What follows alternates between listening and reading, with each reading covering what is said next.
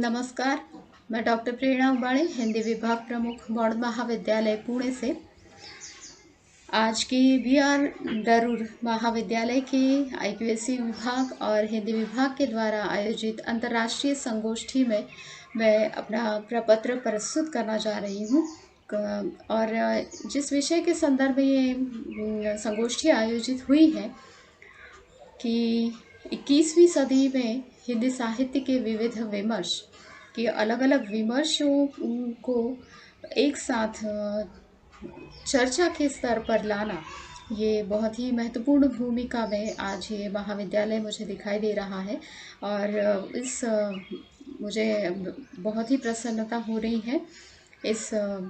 आज की संगोष्ठी में प्रपत्र प्रस्तुत करने के लिए या अपना आलेख प्रस्तुत करने के लिए, जो मैं एक स्त्री विमर्श के संदर्भ में कुछ अपने विचार इसके माध्यम से रखना चाहूँगी। कि स्त्री विमर्श कोई नया विषय अब नहीं रहा है,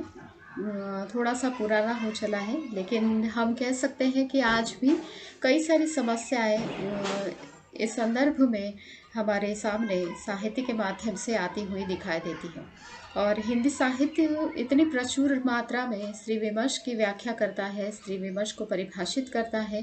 स्त्री विमर्श की अलग अलग कोणों से उसके हमें दर्शन कराता है। और चाहे वो साहित्य की अलग अलग विधाएं, कथा साहित्य में तो प्रचुर मात्रा में इस पर लिखा गया है। और ये जो साहित्य है, इस संदर्भ में ही थोड़ी सी मैं बात यहाँ पर कहना चाहूँगी कि पूरी तरह से मुक्त रूप से हम कह सकते हैं कि एक स्त्री के मन का द्वार खोलने की कोशिश ये साहित्य आज करता हुआ दिखाई देता है। इसीलिए मैंने अपने शीर्षक को भी इसी तरह से लिखा है, हिय के बंद किवाड़ों से। कि स्त्री कोई भी हो, किसी भी पद पर काम करे, घर पर रहे या किसी भी स्तर की हो, लेकिन उसके मन की जो व्यथा होती है, वो मन की व्यथा कहीं ना कहीं पूरी तरह से वो अभिव्यक्त नहीं कर पाती है, ना ही वो घर वालों के सामने, ना ही कहीं बाहर वालों के सामने। समाज के संदर्भ में हो, पुरानी मान्यताओं के संदर्भ में हो, प्रथा हो, उन सारी समस्याओं के संदर्भ में हो जो उसे हर रोज़ झेलनी पड़ती है, वो सारी समस्याएं उसके जीवन के साथ अटूट रूप में हमेशा ही जुड़ी रहती हैं। लेकिन ये सारी समस्याएं जो है कहीं ना कहीं उस पर अन्याय करते हुए दिखाई देती हैं। बहुत सी पुरानी मान्यताएं, प्रथाएं जो जिसका जिक्र करना बहुत अधिक यहाँ पर ज़रूरी नहीं है, हम सभी जानते हैं। लेकिन फिर भी ये सारी जो पुरानी मान्यताएं हैं, जिनके या एक पुरुष सत्ताक पद्धति हमारे समाज की हमेशा रही है, उस समाज में जीवन जीते समय उसे इसी तरह से अन्याय का विरोध करते हुए, कहीं संघर्ष करते हुए, कहीं उस संघर्ष के सामने टूटते हुए भी उसे देखा गया है। इन सारी चीज़ों को जो है हिंदी साहित्य हमारे सामने रखता है। ये जो कुछ अन्याय का विरोध हम कह रहे हैं या स्त्री के संदर्भ में समस्याओं को उजागर करने वाली बात साहित्य के माध्यम से हो रही है, मुझे लगता है कि इसकी शुरुआत जो है हिंदी साहित्य में बहुत प्रखरता से अगर किसी ने की हो तो वो है महादेवी वर्मा, कि जिन्होंने अपनी श्रृंखला की कड़ियों के कुछ निबंधों के माध्यम से उस समय की स्त्रियों के जीवन के संदर्भ में व्याख्या की है। और ये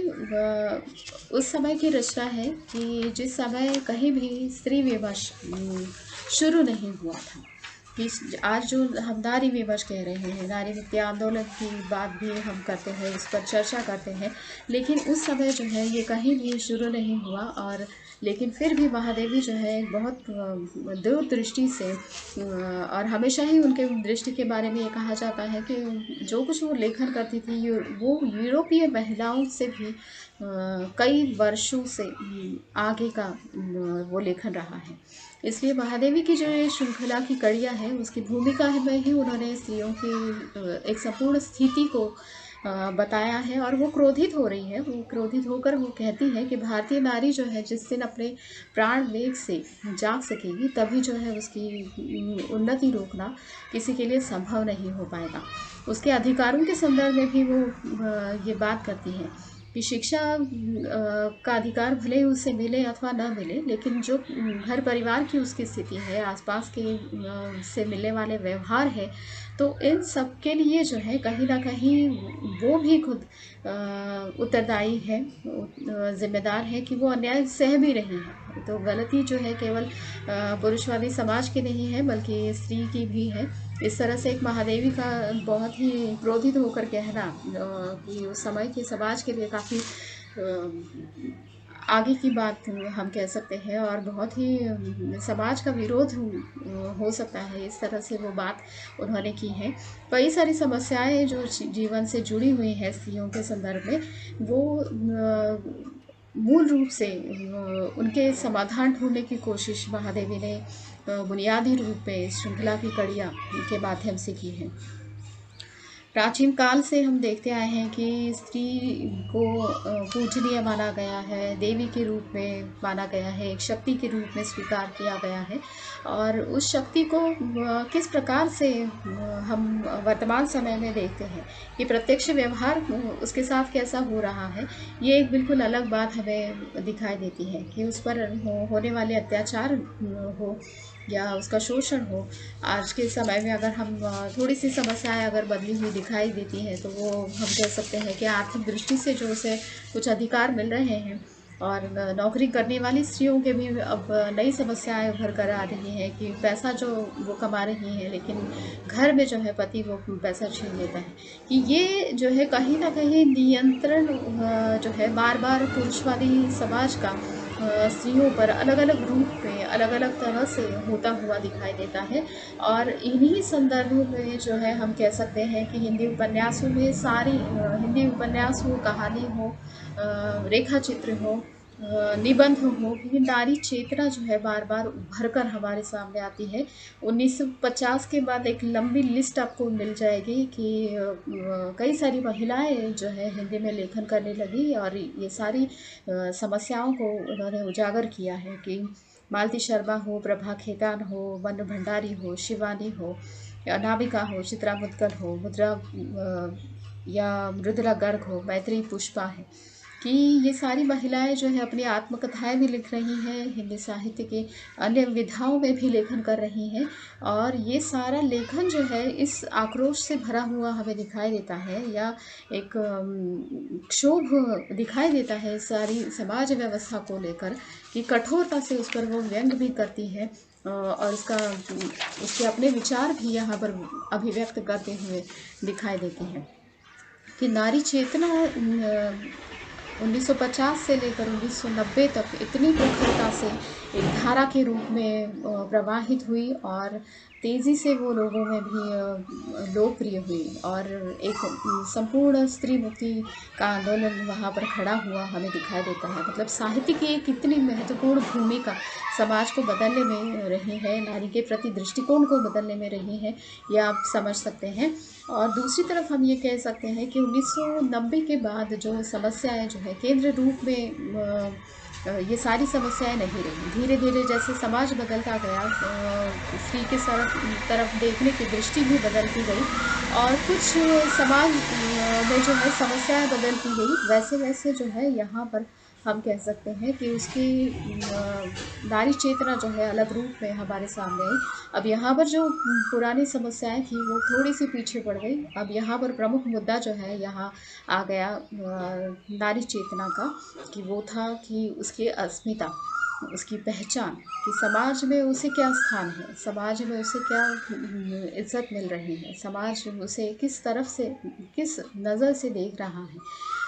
उसके अपने अधिकार क्या है, उसके अपने हक क्या है। ये सारी जो है बातें हम देख सकते हैं। और धीरे धीरे जो है फिर 2000 के आसपास इस तरह के कथा साहित्य हमें आते हुए दिखाई देते हैं, कि जो जहाँ पर मनुष्य के रूप में वो अपने अधिकार मांगती हुई दिखाई देती है, स्त्री के रूप में, मनुष्य के रूप में उसका स्वीकार समाज में होना चाहिए, ये उसकी जो मांग है वो उन सारे तमाम साहित्यों में हमें मिल जाती है। और कई सारी रचनाकार इस संदर्भ में लेखन कर रही हैं। केवल यहाँ पर हम ये नहीं कह सकते हैं कि स्त्री के द्वारा ही लिखा गया इस प्रकार का साहित्य है, बल्कि बहुत सारे ऐसा साहित्य भी है कि स्त्री के विषय में लिखा गया, कि जो अलग अलग लेखकों ने भी इसमें अपना योगदान दिया है। कि यहाँ पर एक बहुत महत्वपूर्ण बात ज़रूर हुई कि जो शुरुआत में जो ये आंदोलन चला, या जो ये नारी चेतना साहित्य में उभर कर आई, कुछ हद तक उसका मजाक ज़रूर उड़ाया गया था कि स्त्रियों को अपने हक अब चाहिए और किस प्रकार से उनको समाज में स्थान मिलना चाहिए, इस बारे में वो लड़ रही हैं। लेकिन एक पुरुषवादी वो समाज व्यवस्था या जो लोग ये समाज व्यवस्था को टूटने देना नहीं चाहते हैं, अपना वर्चस्व चाहते हैं, उन्होंने ज़रूर मजाक उड़ाया। लेकिन बाद में जो है हम देखते हैं धीरे धीरे जो है उन सारी समस्याओं को नज़रअंदाज नहीं किया गया, और उसको स्वीकार करते हुए ये भी स्वीकार किया गया कि सचमुच स्त्री पर अन्याय हो रहे हैं, अत्याचार हो रहे हैं। समाज में, संविधान में जो कुछ कानून है, उन कानूनों के माध्यम से जो उसे पूर्ण रूप से अधिकार मिलने चाहिए, वो अभी तक उसे नहीं मिल पाए हैं। मृदुला गर्ग की ज़ीरो अक्स कहानी हम कह सकते हैं कि स्त्री पर होने वाले शोषण का विरोध करने वाली एक बहुत ही ज़बरदस्त कहानी है। क्षमा शर्मा की है, जैक द रिपर, दुर्वा सहाय की है, ज़ीरा लवलीन की है, सुरंग के पार की रोशनी। ये सारी कहानियाँ जो है उस पुरुषवादी कठोर व्यवस्था को तोड़ने की कोशिश करती है, और उसका एक ऐसा प्रतिबिंब, एक ऐसा आईना खड़ा करती है कि जो देख कर सचमुच किसी भी समाज के एक चिंतक को शर्म महसूस होती कि हम किस प्रकार में स्त्रियों के साथ व्यवहार कर रहे हैं। और दूसरी तरफ जो है धीरे धीरे और समय परिवर्तित होने के बाद जो है एक महिला लेखन में जो है नया एक बोल्ड मुहावरा भी आया हुआ हमें दिखाई देता है। कृष्णा सूक्ति का मित्रों मरजानी हम कह सकते हैं, सूरजमुखी अंधेरे के से लेकर हम मैत्री पुष्पा के चाक तक आ सकते हैं। अलमा कबूतरी का उदाहरण हम ले सकते हैं, चित्रा मुद्गल का आवा उपन्यास है। ये सारे जो है यौन मुक्ति के लिए संघर्ष करने वाली महिलाओं को चित्रित करने वाले उपन्यास है। सेक्स नैतिकता का उल्लंघन जो है जहाँ पर होता है, उसका चित्रण वो ये महिला लेखिकाएँ बिल्कुल कर रही हैं। और कहीं ना कहीं जो है एक आज हम कह सकते हैं कि नारी मुक्ति आंदोलन जो है एक ऐसी नई अवस्था में आज आ गया है कि एक सह नागरिक के रूप में वो अपने आप को प्रतिष्ठित करने का प्रयास यहाँ पर करती हुई दिखाई देती है। अपने व्यक्तित्व की स्थापना उसे करनी है। उसके विरोध में जो कुछ कदम कदम पर हम कह सकते हैं पुरुष बैरियर लगाए हुए हैं, और ये बैरियर या हम कह सकते हैं प्रतिरोधक, कि जाहिर है कि वो कहीं ना कहीं परंपराओं से जुड़े हैं, संस्कारों से जुड़े हैं, पुरानी मान्यताओं से जुड़े हैं, लेकिन वो बैरियर जो है उन सारी स्त्रियों के लिए कहीं बाधक हो रहे हैं। और उसका चित्रण जो है बार बार हमें साहित्य में दिखाई देता है। शहर में, ग्रामीण इलाकों में रहने वाली स्त्रियों की समस्याएं, आदिवासी महिलाओं की बिल्कुल अलग समस्याएं, उनका अलग संपूर्ण जीवन होता है, और वो उन पर होने वाले अत्याचारों को भी बयान करने वाले कई सारे उपन्यास और कहानियाँ लिखी गई हिंदी साहित्य में। और एक समाज का दृष्टिकोण बदलने का प्रयास जो है ये सारे साहित्य के माध्यम से हो रहा है। हम ये कह सकते हैं कुल मिलाकर कि जो कोई विमर्श जब हम कहते हैं या कोई वाद कहते हैं, तो ये वाद जो है कहीं एक अपना विशिष्ट स्थान ले लेता है विचार का या विचारधारा का। कि स्त्री विमर्श के साहित्य में हम कह सकते हैं कि असली जो संघर्ष है वो स्त्री का अपने साथ भी है और समाज के साथ भी है, दृष्टिकोण से है। और दूसरी तरफ लेखन का अगर संघर्ष है तो वो रचनाकार की गुणवत्ता का अपने आप से संघर्ष है। कि ये रचना की जो कालजयिता है वो उस पर तय होती हैं और स्त्री विमर्श अपने मूल उद्देश्य से बाहर तो नहीं जा रहा है, ये भी एक देखने का प्रयास वो ज़रूर करती है। स्त्री का जो अपना अस्तित्व है उसे न खोते हुए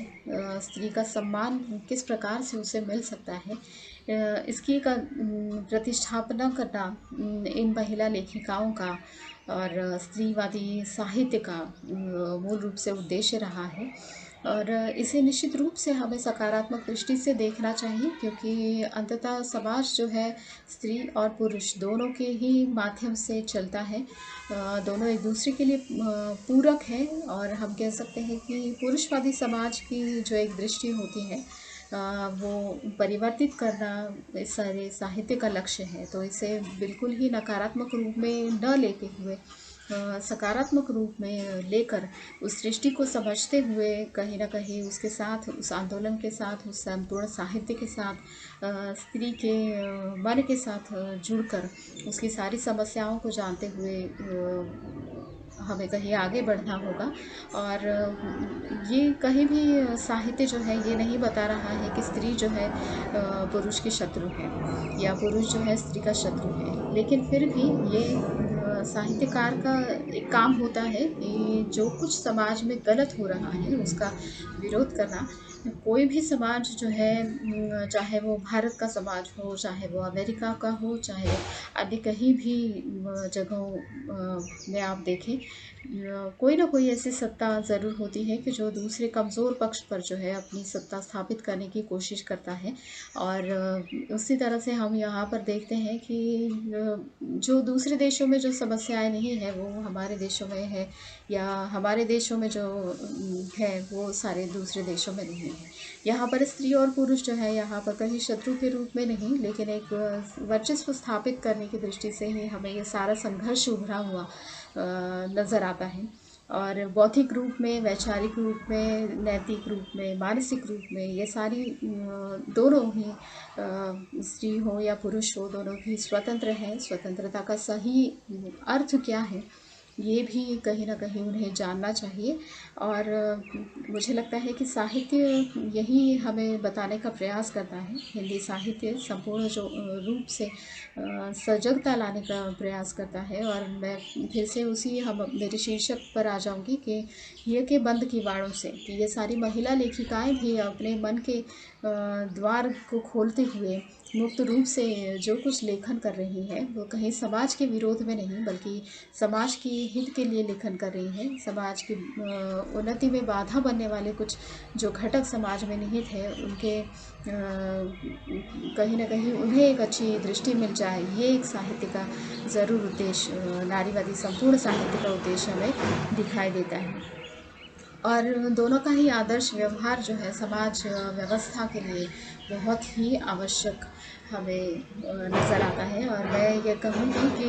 मुझे इस अंतर्राष्ट्रीय संगोष्ठी में अपना प्रपत्र प्रस्तुत करने के लिए हिंदी विभाग ने जो मौका दिया उसके लिए मैं बहुत बहुत आभारी हूँ। पिंडारी सर, हिंदी विभाग, IQAC विभाग और संपूर्ण रूप से बिल्कुल दारूद महाविद्यालय, बहुत बहुत धन्यवाद कहती हूँ आप सबका कि मुझे इस संगोष्ठी में निमंत्रित करते हुए इस प्रपत्र को पढ़ने के लिए अवसर प्रदान किया। बहुत बहुत धन्यवाद सर।